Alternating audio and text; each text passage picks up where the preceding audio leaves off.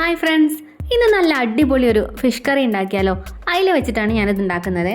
2 medium sized അയിലയാട്ടോ ഞാൻ ഇതിനെ വേണ്ടി എടുത്തിട്ടുള്ളത്. അപ്പോൾ ചട്ടി അടുപ്പത്ത് വയ്ക്കുക. ചൂടാകുമ്പോൾ പിന്നെ വെളിച്ചെണ്ണ ഒഴിച്ചു കൊടുക്കുക. അതിലേക്ക് ഒരു 3/4 സ്പൂൺ ഉലുവ ചേർത്തിട്ടുണ്ട്. ഉലുവ ഒന്ന് മൂത്തതിന് ശേഷം ഒരു വലിയ സവാള ചെറുതാക്കി മുറിച്ച് ചേർത്തിട്ട് അത് വാടാൻ ആവശ്യമുള്ള ഉപ്പും കൂടെ ചേർത്തിട്ട് നന്നായിട്ട് ഇളക്കി കൊടുക്കുക.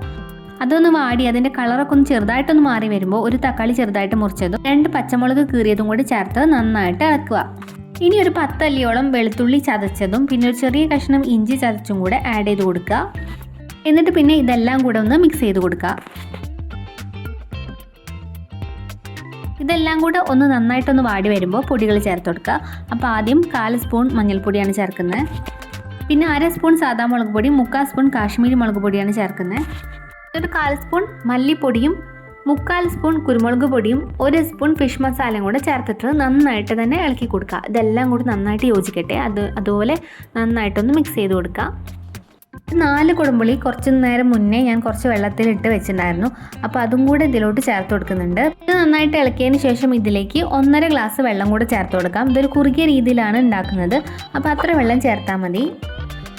ഇനി നന്നായിട്ട് ഇളക്കിയിട്ട് ഉപ്പ് നോക്കുക. എന്നിട്ട് ആവശ്യത്തിനനുസരിച്ചുള്ള ഉപ്പും കൂടെ ചേർത്ത് കൊടുക്കാം. ഉപ്പ് ചേർത്തതിന് ശേഷം ഇത് നന്നായിട്ട് ഇളക്കി കൊടുക്കുക. ഈ ഒരു സമയം വരെ ഞാനിത് മീഡിയം ഫ്ലെയിമിലാണ് വെച്ചിട്ടുള്ളത്. ഇനി ഇതൊന്ന് ഹൈ ഫ്ലെയിമിലാക്കി കൊടുക്കാം. ഇനി നമ്മുടെ കറി ഒന്ന് നന്നായിട്ടൊന്ന് തിളച്ച് വന്നോട്ടെ കേട്ടോ. നന്നായിട്ട് തിളച്ച് വന്നിട്ട് മീൻ കഷ്ണങ്ങൾ അതിലോട്ട് ഇട്ട് കൊടുക്കാം. ഇപ്പം നന്നായിട്ട് തിളച്ചിട്ടുണ്ട്. ഇനി ഞാൻ മീൻ ഇട്ട് കൊടുക്കുകയാണേ. ഇത് പെട്ടെന്ന് വെന്ത് കിട്ടും. 5 മിനിറ്റ് കൊണ്ട് തന്നെ നന്നായിട്ട് വെന്ത് കിട്ടും. അപ്പോൾ ഒന്ന് ഇളക്കി കൊടുക്കുക. ഇത് നന്നായിട്ട് കുത്തി ഇളക്കരുത്, ചെറുതായിട്ടൊന്ന് ഇളക്കി കൊടുക്കുക.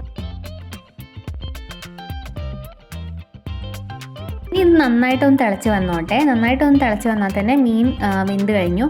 അപ്പോൾ ഇനി ഇതിലേക്ക് കുറച്ച് കറിവേപ്പിലയും കൂടി ഇട്ട് കൊടുക്കാം. ഇപ്പോൾ നമ്മുടെ സൂപ്പർ അടിപൊളിയായിട്ടുള്ള കുറുകിയ അയിലക്കറി ഇവിടെ റെഡി ആയിട്ടുണ്ട്. അപ്പോൾ ഇതുപോലെ ഒന്ന് ട്രൈ ചെയ്ത് നോക്കണേ. ഈ വീഡിയോ ഇഷ്ടപ്പെട്ടാൽ വീഡിയോ ലൈക്ക് ചെയ്യുക, അതുപോലെ ഷെയർ ചെയ്യുക. എൻ്റെ ചാനലൊന്ന് സബ്സ്ക്രൈബും കൂടി ചെയ്ത് സപ്പോർട്ടും കൂടി ചെയ്യണേ.